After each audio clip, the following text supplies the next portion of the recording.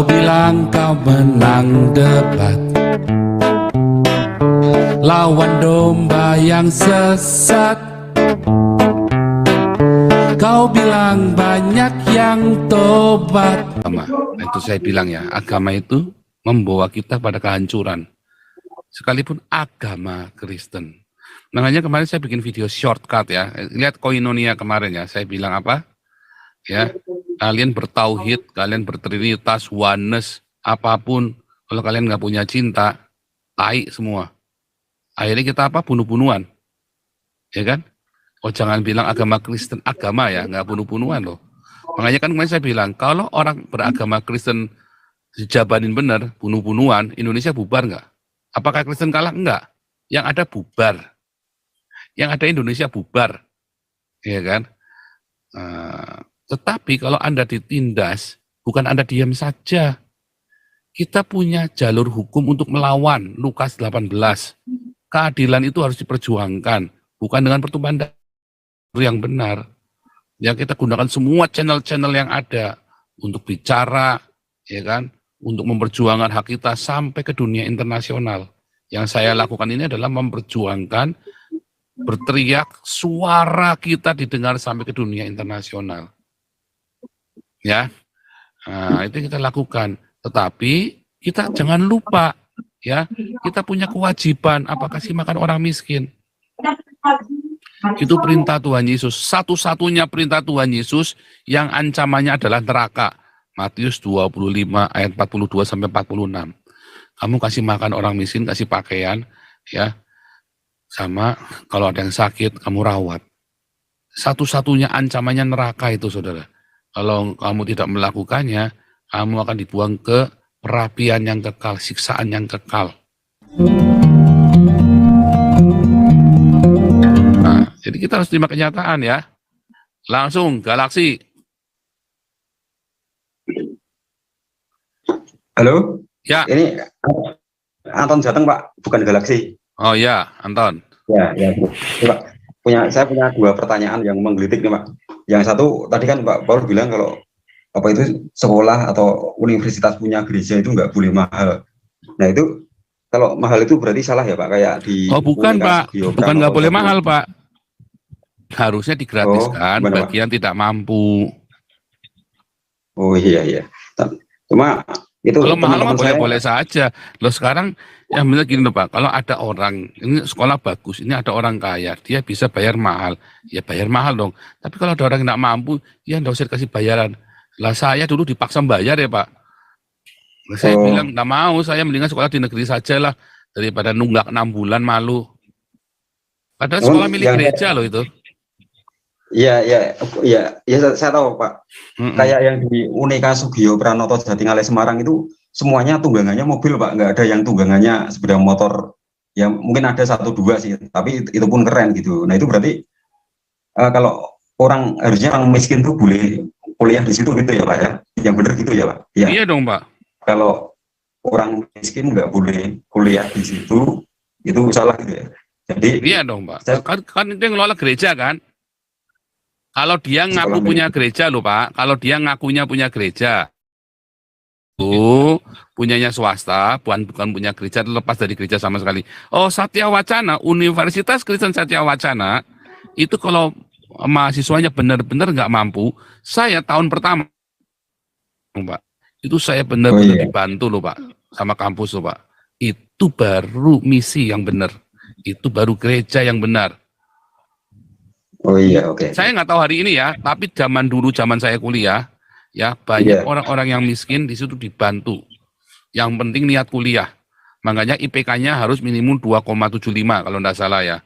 Saya kan IPK-nya di atas 3 ya. Jadi saya tiap semester pasti bantuan sampai saya bisa jadi asisten dosen, saya baru bisa bayar sekolah sendiri. Tetapi selama saya kuliah, saya itu hidup dari 3/4 kuliah saya itu dari beasiswa. Uang kuliah saya. Itu tapi itu Satya Wacana ya, saya ceritanya Satya Wacana loh, ya. Iya. Saya nggak tahu kalau yang lain. Saya kan itu gereja, itu baru benar. Gaji dosen-dosennya kecil-kecil waktu itu ya. Sekarang katanya sih udah ada perbaikan. Tapi waktu itu juga dosen-dosennya semua pengabdian semua. Ya kan? Di SMA-nya Satya Wacana itu SMA Lab ya namanya ya. Itu juga sama. Itu semua yang miskin-miskin boleh sekolah di situ, nggak bayar. Dulu saya ceritanya ya. Saya kan nggak tahu sekarang. Saya sudah 20 tahun ya nggak kontak. Iya, oke. Gitu ya. Kalau yang di negara Eropa nggak begitu ya Pak ya? Kayak kalau di Eropa itu maksudnya, sekolah gratis Pak, sekolah gratis sampai S3 Pak. wah enak ya di sana ya, tinggal di sana enak. Kalau kepengen anak saya sekolahnya gratis Pak. Sebenarnya tidak gratis, tapi membayar 30 tahun dicicil biayanya. 30 tahun dibayar dicicil. Oh, iya. Kalau Jerman itu benar-benar gratis. Iya Pak. Ya. Tapi ingat dulu, di sini tidak ada orang nggak bisa makan. Dikasih makan dulu. Siapa yang memulai? Gereja. Gereja yang pertama kali memberi makan. Kemudian setelah negaranya Perang Dunia Kedua, seluruh Eropa itu hancur. Orang itu pergi ke gereja bukan karena percaya Yesus, karena cari makan. Karena hanya di gereja ada makanan. Lalu dikasih makan. Wah, gereja kaya raya. Gereja itu kaya ya. Nah, zaman itu gereja kemudian bertobat. Perang Dunia Pertama, Perang Dunia hancur-hancuran. Gereja itu benar-benar membuka lumbung uangnya itu, dibuka semua bagi jemaat, dikasih makan semua, kasih pakaian. Oke, mau cari pakaian, cari makan, ada di gereja. Nah, kemudian setelah negara berhasil bangun, pemerintahnya berhasil bangun, sama gereja diserahkan. Ya kan, proyek ngasih makan itu diserahkan, dikelola oleh negara. Jadi hari ini tidak ada orang yang tidak bisa makan di Eropa ini. Di Uni Eropa ya, Uni Eropa. Nah, tidak ada orang tidak bisa makan. Ya, bahkan Anda nganggur saja dikasih uang.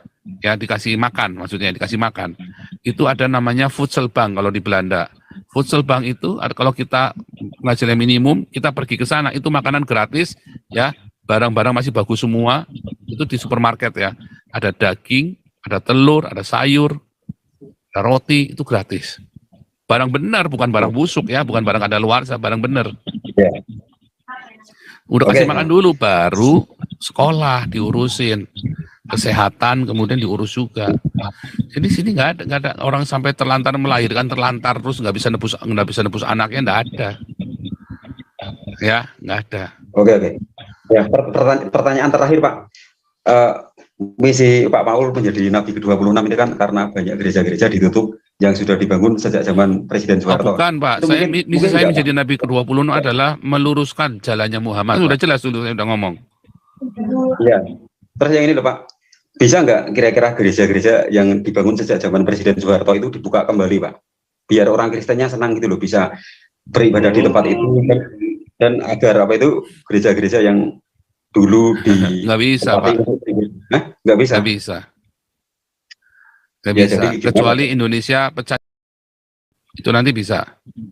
Bisa dibuka kembali ya Pak? Bisa. Tapi ya, yang di Jawa nggak bisa kan, Jawa kan Islam kan pasti kan. Tetapi kalau yang di Minahasa, yang di Papua segala macam bisa. Oke lah. Ya. Kalau di Jawa Sumatera susah Pak. Iya, kita pengennya gereja-gereja itu bisa dibuka kembali biar orang Kristennya senang bisa ibadah di situ. Kan gerejanya dibangunnya sejak zaman Presiden Soeharto gitu. Susah. Oke lah, terima kasih Pak. Susah. Ya karena itu adalah politik ya kan. Karena kan mereka memang gini. Orang-orang ini menggunakan Islam ya sebagai kendaraan politik mereka. Itulah masalahnya. Itulah yang terjadi sekarang ini. Dan itu mereka sedang ke arah sana. Nah, ada orang-orang Islam yang nasionalis. Tadi ya seperti Rudy Kamri. Oh, nggak terima, nggak mau. Ya kan? Ya kan? Makanya balik lagi ya, banyak orang menyangka kita di sini menista Islam tiap hari. Oh tidak, gereja pun kita hantam kok. Sama seperti Rudy Kamri, kita itu bukan membela minoritas. Sama, saya bukan menyerang mayoritas. Saya menyerang agama yang tidak benar. Ya, itu tadi ya. Oke, Bika Ambon, silakan.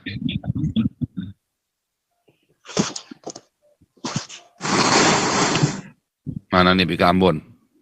Shalom. Shalom Bika Ambon. Iya nih Pak. Provinsi Jawa Barat Pak ya. Memang dapat predikat ya provinsi yang paling tidak intoleran Pak ya. Tapi yang paling anehnya Pak, bisa bangun masjid 1 triliun Pak ya. Jadi apalagi ini baru-baru ini kan banyak kasus-kasus santriwati Pak ya, yang banyak kena masalah di memang semua di Jawa Barat, di Cilegon juga termasuk, dan juga di Depok kasus yang baru-baru ini terjadi, semuanya di Jawa Barat semua gitu Pak. Jadi mengapa ya yang mayoritas kebijakannya mau menegakkan syariah, memang mereka tidak berpikir bagaimana membangun masyarakatnya Pak. Yang dipikirkan hanya agama terus Pak ya, ibadah terus. Jadi sepertinya termasuk juga pemimpinnya Pak ya, tidak bisa berpikiran maju seperti itu Pak ya. Yang dipikirin hanya agama terus, tempat ibadah terus dibangun tuh ya. Jadi cukup ngeri Pak ya.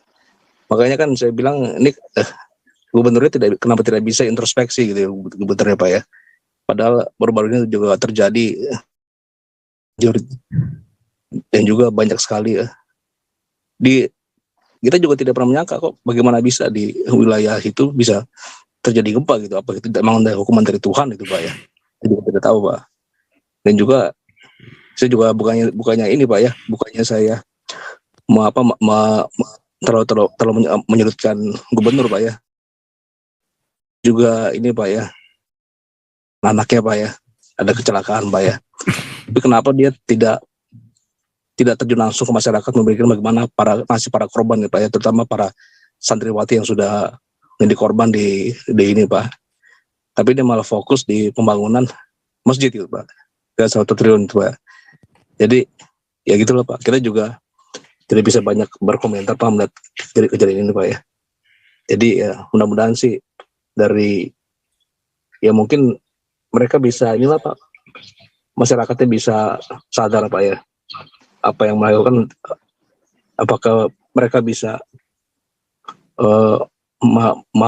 menolak Pak ya, untuk terus dijadikan sebagai objek itu dari politisi agama gitu Pak ya. Makasih Pak ya.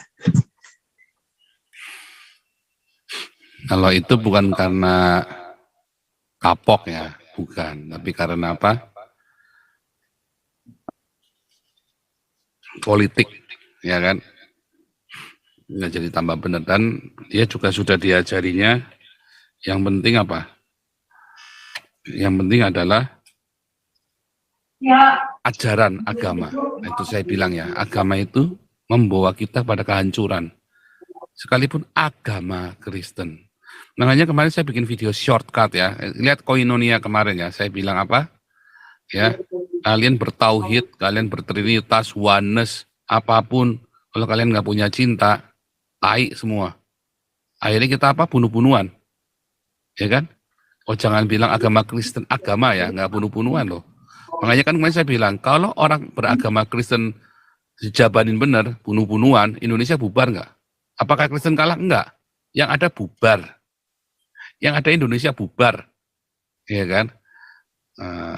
Tetapi kalau Anda ditindas, bukan Anda diam saja.